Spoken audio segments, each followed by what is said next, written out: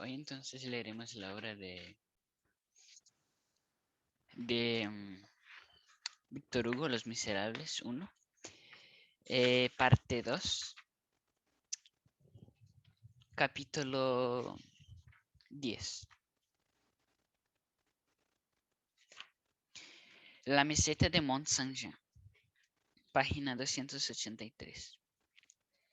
Al mismo tiempo que el barranco se había descubierto la batería. Al mismo tiempo que el barranco se había descubierto la batería. 60 cañones y los 13 cuadros fulminaron a boca de jarro a los coraceros.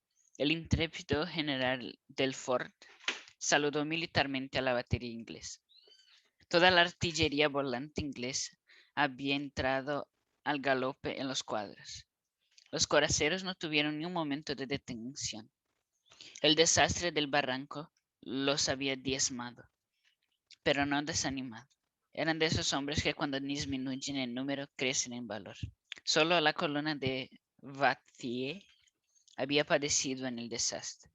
La columna de Lor, a la cual Ney había hecho oblicuar a la izquierda, como si presintiese la celada, había llegado entera. Los coraceros se precipitaron sobre los cuadros ingleses.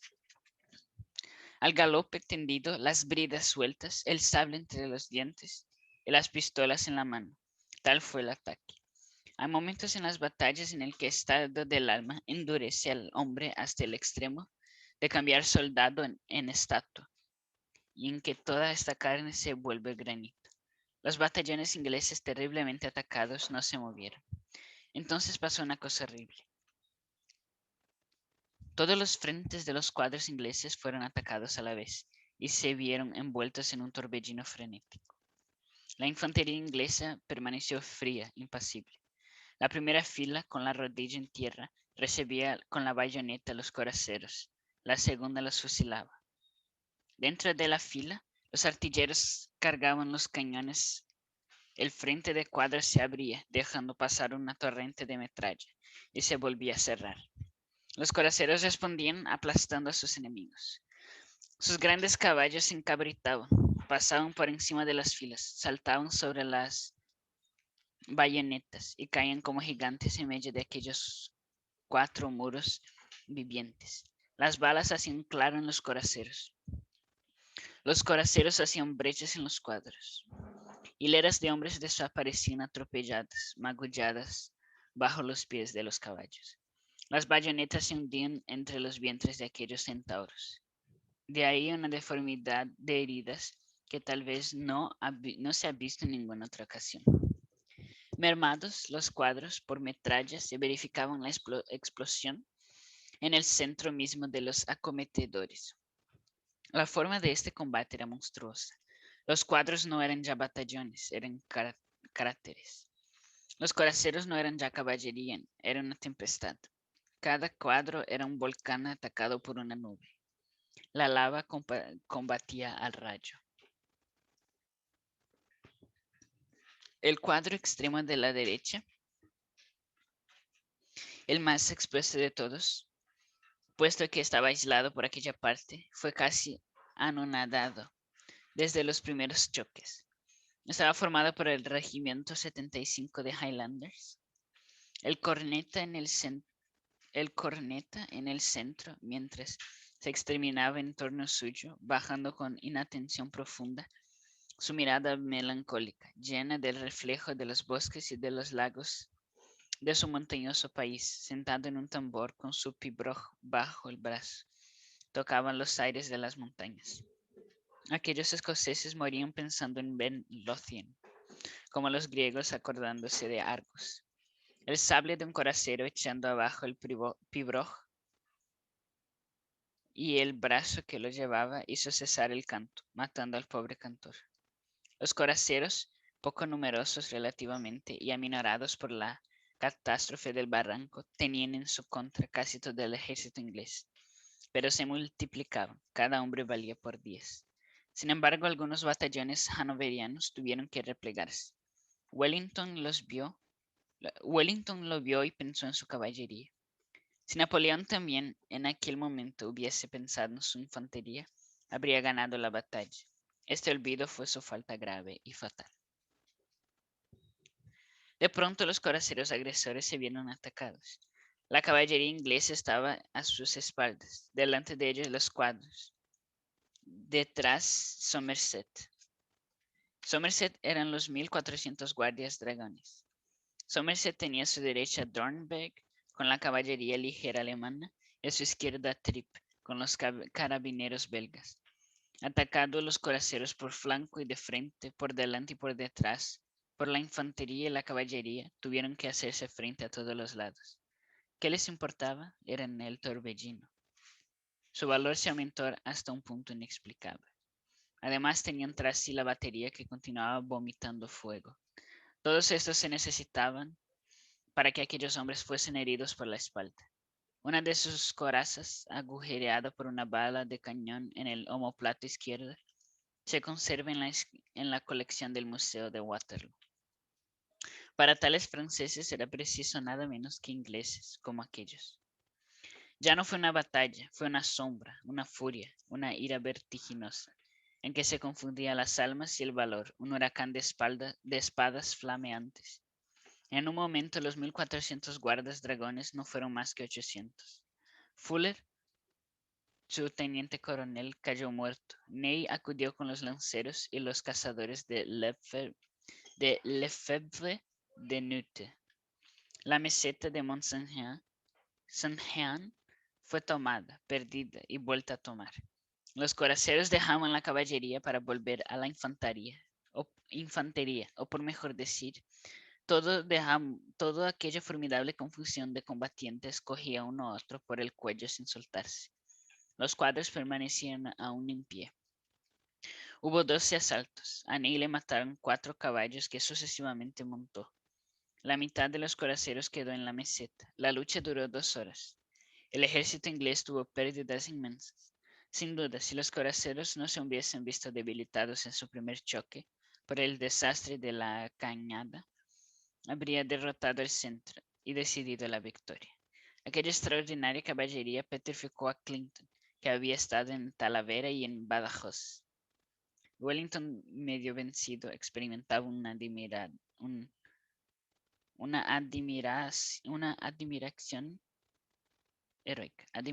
heroica. Y decía a media voz, sublime. Los coraceros destruyeron 7 cuadros de 13. Tomaron o clavaron 60 cañones y quitaron 6 banderas a los regimientos ingleses. 3 coraceros, las banderas a los regimientos ingleses. Que 3 coraceros y 3 cazadores de la guardia fueron a llevar al emperador ante la granja de la Bella Alianza. La situación de Wellington había empeorado. Esta extraña batalla se parecía a un duelo entre 2 heridos encarnizados, que van perdiendo toda su sangre sin dejar por esto de combatir y resistirse mutuamente. ¿Cuál de los dos caerá primero? La lucha de la meseta continuaba. ¿Hasta dónde fueron los coraceros? Nadie podría decirlo. Lo cierto es que al día siguiente de la batalla aparecieron muerto un coracero y su caballo entre las vigas de la báscula de pesar carruajes en Mont-Saint-Jean, en el mismo punto en que se divide y se encuentran los 4 caminos de Nivelles, de Genappe, de la Lulpe y de Bruselas. El jinete había atravesado las líneas inglesas. Uno de los hombres que levantaron el cadáver vive aún en Mont-Saint-Jean. Se llama Dehaze. Tenía entonces 18 años. Wellington conocía que iba decayendo. La crisis se acercaba. La carga dada por los coraceros no había tenido éxito, pues el centro inglés no había sido destruido. Posesionados todos de la llanura, nadie en realidad la poseía, si bien en último resultado los ingleses conservaban la mayor parte de ella. Wellington no ocupaba la aldea y la meseta culminante. Ney no tenía más que la cresta y la pendiente.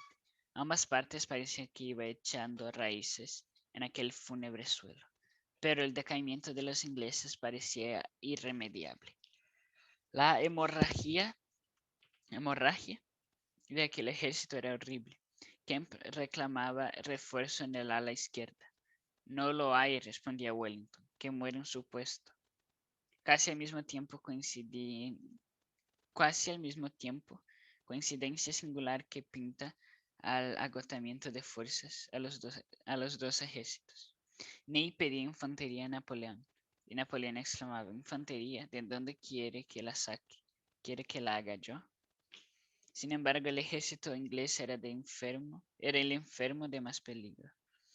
Los furiosos embates de los grandes escuadrones de corazas de hierro y pechos de acero habían triturado la infantería.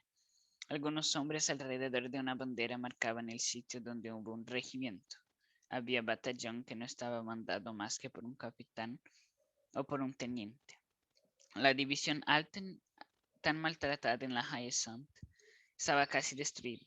Los intrépidos belgas de la brigada Van Klutze cubrían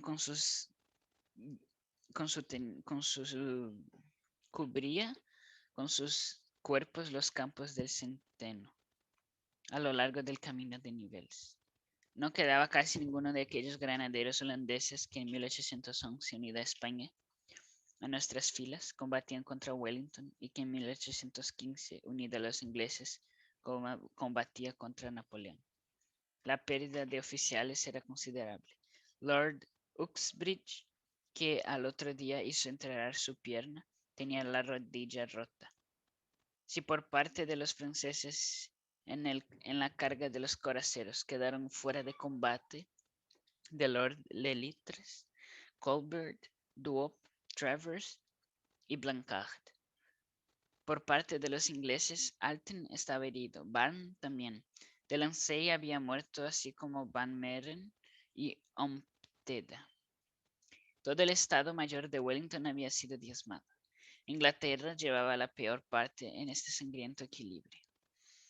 El segundo regimiento de guardias de infantería había perdido 5 tenientes coroneles, 4 capitanes y 3 alféreces. El primer batallón del 30 de infantería perdió 24 oficiales y 112 soldados. El 79 de montañeses tenía 24 oficiales heridos, 18 oficiales muertos y 450 soldados muertos también.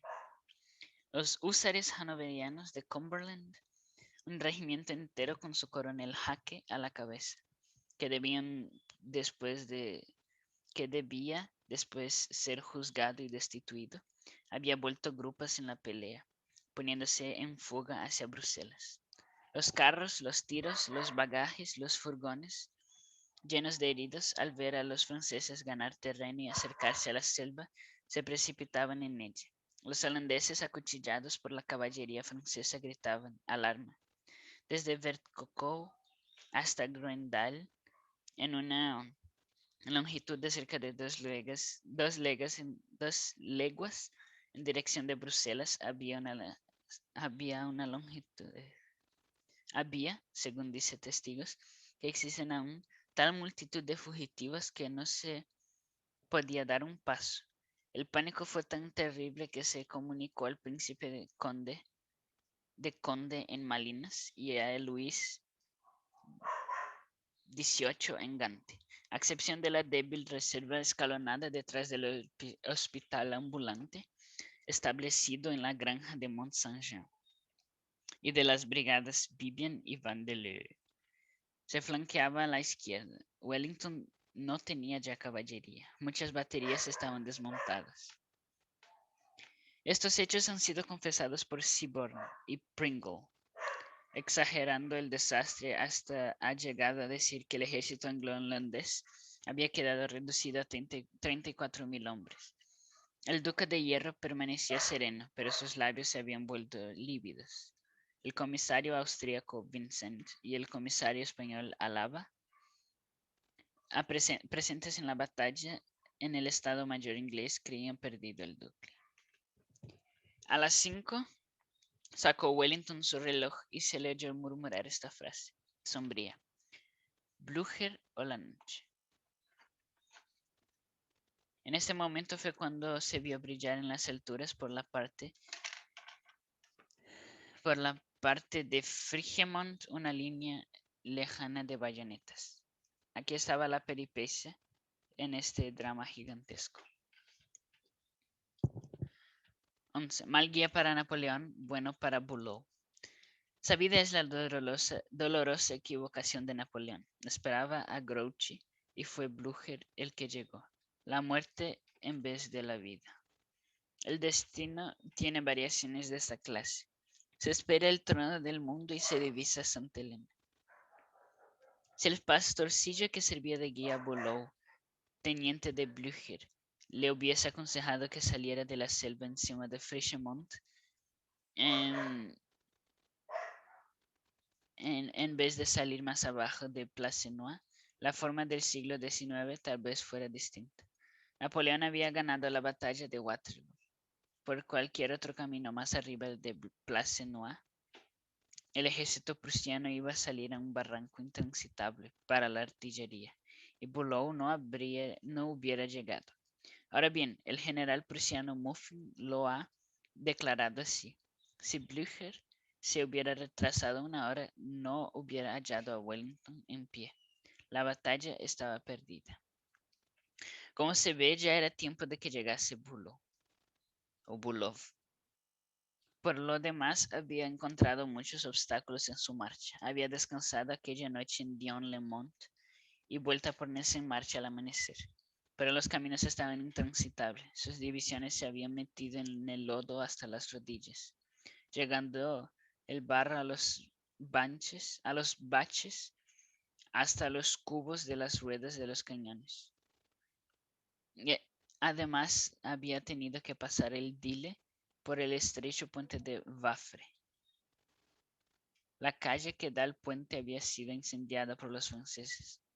Las armas y los furgones de la artillería, no pudiendo pasar por entre dos hileras de casas ardiendo, tuvieron que esperar a que el incendio se apagase. Eran las 12 y la vanguardia de Bulov no había podido llegar todavía a Chapelle Saint-Lambert. Si la acción hubiese empezado 2 horas antes, hubiera concluido a las 4, y Blücher había llegado al campo de batalla encontrándola ya ganada por Napoleón. Tales son esos azares inmensos, proporcionados a un infinito que no está a nuestro alcance. A las 12 el emperador fue el primero que con su antojo de larga vista divisó el extremo del horizonte, algo que llamó su atención, y dijo: allá abajo veo una nube que me parece que son tropas. Después preguntó al duque de Dalmacia: Soult, ¿qué veis hacia Chapelle Saint-Lambert? El mariscal, dirigiendo hacia este punto su anteojo, respondió: 4 o 5 mil hombres, señor. Sin duda es Grouchy. Sin embargo, nada daba a entender que aquello se moviese. Todos los anteojos del Estado Mayor habían estudiado la nube señalada por el emperador. Algunos dijeron: son columnas que hacen al alto. Otros, y fueron los más, son árboles. La verdad es que la nube no se movía. El emperador destacó para reconocer este punto oscuro la división de caballería ligera de Domon. En efecto, Bulov no se había movido. Su vanguardia era muy débil y no podía hacer nada. Debía esperar el grueso del cuerpo de ejército y tenía orden de concentrarse antes de entrar en línea. Pero a las 5, viendo el peligro de Wellington, mandó Blücher a Bulov que atacase y dijese esta frase notable: es preciso dar aire al ejército inglés. Poco después, las divisiones Losthin, Hiller, Hacke y Ressel se desplegaban ante el cuerpo de Lobau. La caballería del príncipe Guillermo de Prusia salía del bosque de París. Placenois estaba ardiendo y las balas prusianas empezaban a llover hasta que en las filas de las guardias de reserva detrás de Napoleón. 12. La guardia. Sabido es lo demás: la irrupción de un tercer ejército, la batalla dislocada, 86 bocas de fuego tronando de repente, Pirch acudiendo con Bulov, la caballería de Zieten, dirigida por Blücher, Blücher en persona, los franceses rechazados, Marcognet barrido en la meseta de Ohain, Dutzute, desalojado, Papelote, Dutzelot y Quiot retrocediendo, Lobao acuchillado, otra batalla amenazando la caída de la tarde a nuestros regimientos desmantelados. Toda la línea inglesa, toda la línea inglesa volviendo a tomar la ofensiva y avanzando hacia nosotros. La gigantesca brecha abierta en el ejército francés, la metralla inglesa y la metralla prusiana, ayudándose mutuamente. El exterminio, el desastre en el frente, el desastre en los flancos. La guardia entrando en línea bajo aquel espantoso y general hundimiento. Conociendo que iba a morir, gritó: ¡Viva el emperador! No hay absolutamente nada en la historia más patético que esa agonía estallando en aclamaciones. El cielo había estado nublado todo el día. De pronto, en aquel momento mismo, eran las 8 de la tarde. Las nubes del horizonte se apartaron y dejaron pasar al través de los hombres del camino de niveles el inmenso y siniestro resplandor del sol que se ponía. Se les había visto salir en Austerlitz. Para este desenlace, cada batallón de la guardia iba mandado por un general. Friant, Michel, Roguet, Harlet, Marlet y Poret de Morvan estaban allí. Cuando las elevadas gorras de pelo de los granaderos de la guardia, con la ancha placa que estaban esculpida el águila, aparecieron entre la bruma en aquel revuelto mar, simétricas, tranquilas, alineadas, el enemigo sintió respeto por Francia.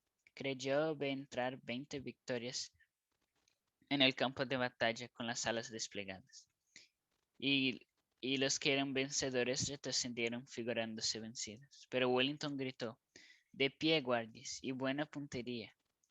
El regimiento encarnado de guardias ingleses que se había tendido detrás de los setos se levantó y una nube de metralla acribilló la bandera tricolor ondeante alrededor de nuestras águilas. Todos se precipitaron unos contra otros y empezó la suprema carnicería. La Guardia Imperial sintió en la oscuridad al ejército que huía, a la general dispersión que seguía la derrota. Oyó el sálvese quien pueda, que había reemplazado al viva el emperador, y a pesar de la fuga que dejaba en pos de sí, continuó avanzando cada vez más destrozada, encontrando la muerte a cada paso que daba. No hubo vacilantes ni tímidos. El soldado de este cuerpo era tan héroe como el general. Ni un hombre tembló ante el suicidio. Aterrado, Ney de estupor, pero grande con toda la altivez de la muerte aceptada, se ofrecía a todos los golpes en aquella tormenta. Allí murió el quinto caballo que montaba, empapado en sudor, los ojos despidiendo chispas, los labios echando espuma, el uniforme desabotonado, una de sus charreteras medio cortada por el sablazo de un guardia a caballo, con su placa en el gran águila abollada por una bala, lleno de sangre, de fango magnífico, con una espada rota en la mano, decía: venid a ver cómo muere un mariscal de Francia en el campo de batalla. Pero en vano no murió. Estaba furioso e indignado, dirigiéndose a Drouet d'Erlon esta pregunta: ¿no te haces matar? En medio de toda aquella artillería que destrozada un puñado de hombres gritó: ¿no hay nada para mí? Oh, quisiera que todas esas balas inglesas entraran en mi pecho. Infeliz, estabas reservada para las balas francesas.